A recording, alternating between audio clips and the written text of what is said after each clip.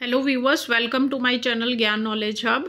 इस वीडियो में हम नीलकंठ पाठ का सारांश डिस्कस करेंगे। तो चलिए वीडियो शुरू करते हैं। शुरू करने से पहले यदि आप चैनल पर नए हैं तो जल्दी से चैनल को सब्सक्राइब कर लीजिए।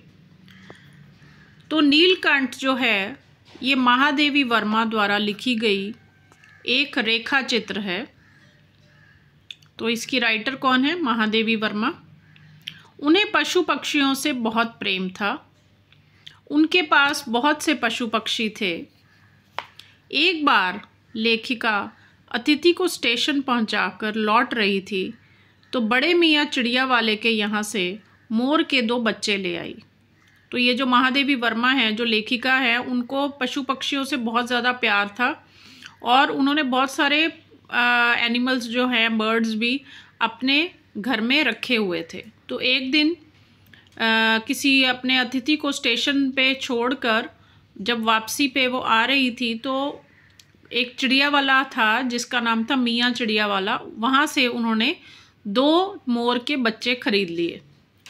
दोनों बच्चे आज़ादी से उनके पढ़ने लिखने के कमरे में घूमते और बहुत जल्दी उनके साथ घुल मिल गए। तो ये जो दोनों मोर के बच्चे थे वो लेखिका के पढ़ने लिखने के कमरे में घूमते रहते थे और बहुत जल्दी वो मिक्सअप भी हो गए लेखिका के साथ। जब वे थोड़े बड़े हुए तो उन्हें अन्य पशु पक्षियों के साथ जाली घर पहुंचा दिया गया। तो लेखिका ने एक जाली घर बनाया हुआ था, जैसे आप जू में देखते हैं ना, जाली लगी होती है तो एक केज बना होता है पशु पक्षियों के लिए, वैसे ही लेखिका ने अपने घर में बनवा रखा था। और जब वो थोड़े से दोनों बच्चे बड़े हुए तो उनको उसी जाली घर में रखा गया। समय के साथ दोनों बड़े हो गए और आकर्षित मोर मोरनी में बदल गए। तो दोनों ही बड़े हो गए और दोनों बहुत ही खूबसूरत, बहुत ही सुंदर बन गए, एक मोर और एक मोरनी। मोर की नीली गर्दन के कारण उसका नाम नीलकंठ रखा गया। तो क्योंकि पीकॉक जो है वो उसकी गर्दन ब्लू होती है तो इसीलिए उसका नाम नीलकंठ रखा गया। और जो मोरनी थी, क्योंकि वो मोर की छाया थी मतलब हमेशा मोर के साथ साथ रहती थी, इसलिए उसका नाम राधा रखा गया।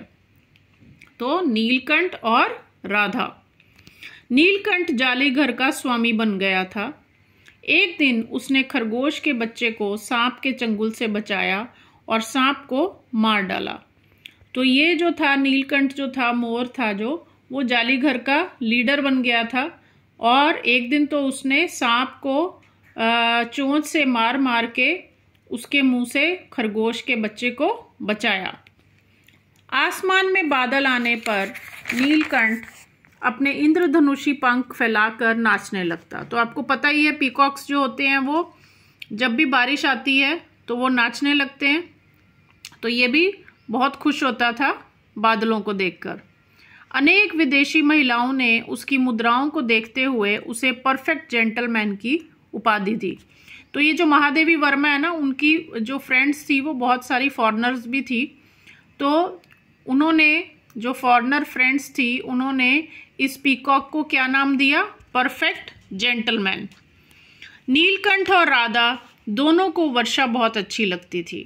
दोनों में बहुत प्रेम भी था, परंतु दोनों के प्रेम के बीच में एक तीसरा आ गया।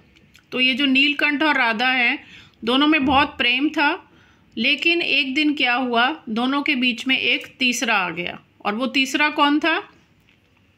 एक दिन लेखिका एक और घायल मोरनी को घर ले आई। उसके दोनों पैर खराब हो गए थे और वह डगमगाती हुई चलती थी, इसलिए उसका नाम कुब्जा रखा गया। तो एक दिन महादेवी वर्मा जो हैं वो हमेशा की तरह पशु पक्षियों को घर में लाती रहती थी। तो हमेशा की तरह एक और मोरनी को घर ले आई जिसके कि दोनों पैर खराब थे, तो वो डगमगा के चलती थी, इसलिए उसका नाम कुब्जा रखा गया। वह अक्सर राधा को नीलकंठ से दूर करने में लगी रहती थी। तो ये जो नई मोरनी आई थी कुब्जा, वो नीलकंठ से राधा को दूर करने की कोशिश करती रहती थी। उसने राधा के अंडे भी तोड़ दिए थे। तो राधा ने अंडे दिए थे, लेकिन कुब्जा उससे इतनी नफरत करती थी कि उसने उसके अंडे भी तोड़ दिए। लेखिका को आशा थी कि कुछ ही दिनों में सबकी दोस्ती हो जाएगी, परंतु ऐसा नहीं हुआ।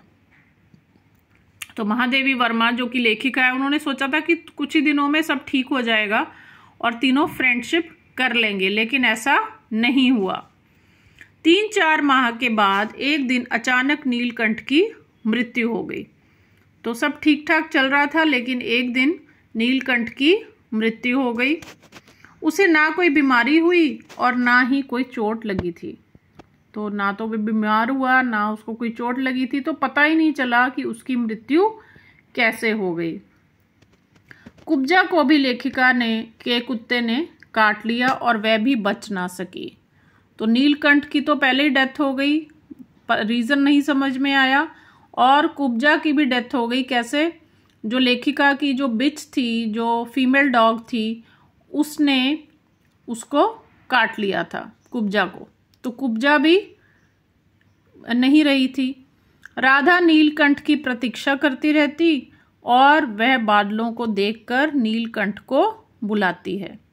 तो जो राधा बच गई थी बस पीछे, वो हमेशा नीलकंठ की प्रतीक्षा में रहती है और जब भी बादल आते हैं तो वह नीलकंठ को अपने मधुर स्वर से बुलाती है। तो ये थी इस चैप्टर की समरी या सारांश। अगर आपको वीडियो यूज़फुल लगा हो तो लाइक और शेयर करना ना भूलें। इसके क्वेश्चन आंसर्स भी बहुत जल्दी अपलोड कर दिए जाएंगे।